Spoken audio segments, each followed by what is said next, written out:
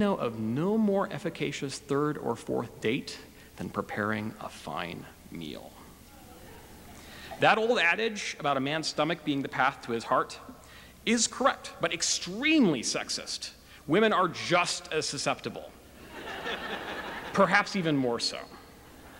In fact, I often wonder if I would be married right now if I hadn't learned to cook Indian food in graduate school.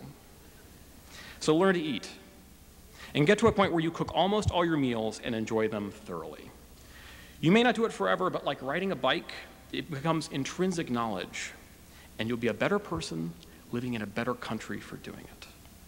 That's my second piece of advice.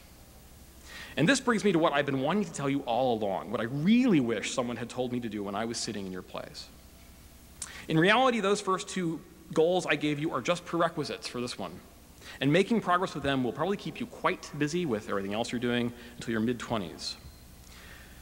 I would strongly caution you against attempting what I'm about to propose you do until you can honestly say to yourself that you are standing on your own 2 feet and had some time to generally contribute to, rather than expect things from, society. But once you've gotten there, I challenge you to do this. I challenge each and every one of you to take 6 to 18 months, and this might ring a bell for some of you graduates, stop and put your pencils down.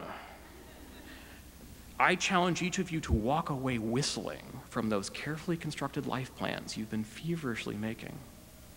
As a concrete goal, I challenge you to spend 6 to 18 months not working, not going to school to pursue a degree, not joining the Peace Corps, not doing anything except waking up every morning, asking yourself, what am I going to do today?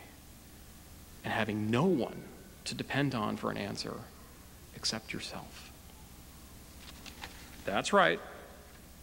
I want you to go forth and be a bum. But a responsible bum. Remember those first 2 pieces of advice.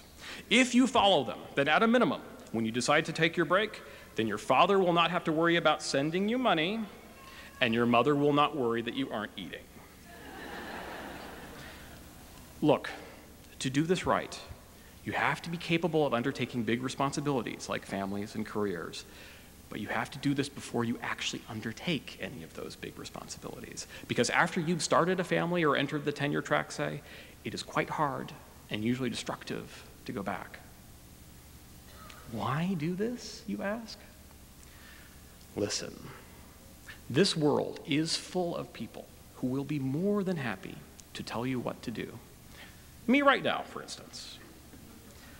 Some of them will be right, and some of them will be wrong. But unless you make yourself into one of those people, you will never know the difference. And the only way I know to make yourself into that kind of person, into a self-directed person, is to obtain for yourself several free months in a comfortable place on your own to put yourself to the test of waking up, deciding what you're going to do that day under your own power and without anyone else giving you the answers, and seeing that through over and over and over and over again. What will happen to you as a bum, you worry? Well, a lot of days you will try to answer the question, what am I going to do today? And you will get the answer wrong. Wrong, wrong, wrong. Totally incorrect. This will happen to you repeatedly.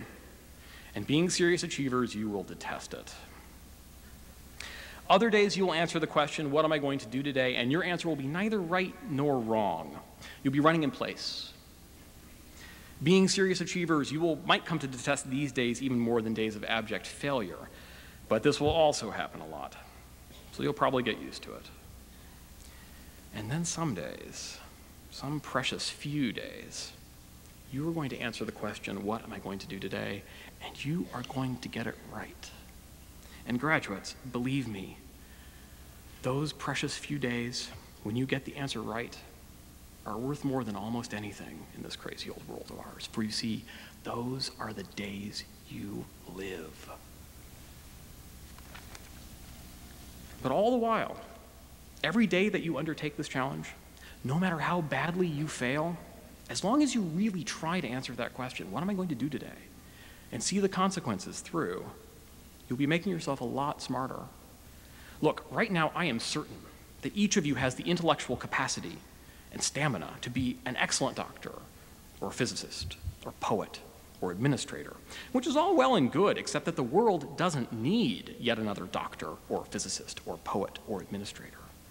The world needs a doctor who is also a poet, and also an administrator, and who knows enough about physics to understand the basic operating principles of an MRI.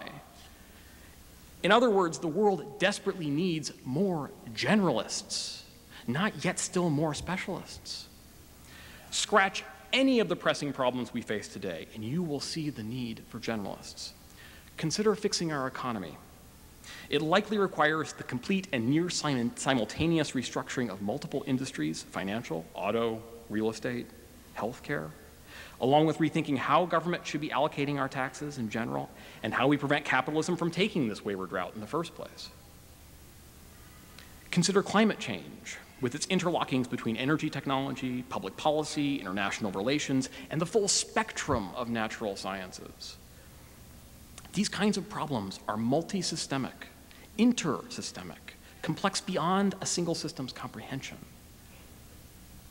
Or consider a different problem that doesn't call for a specialist solution.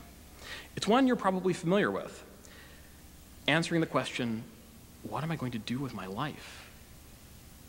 That problem isn't constrained to any one discipline or philosophy or method. To get it right, you essentially have to get everything generally right. So how do you become a generalist? Well, it helps to be wickedly smart.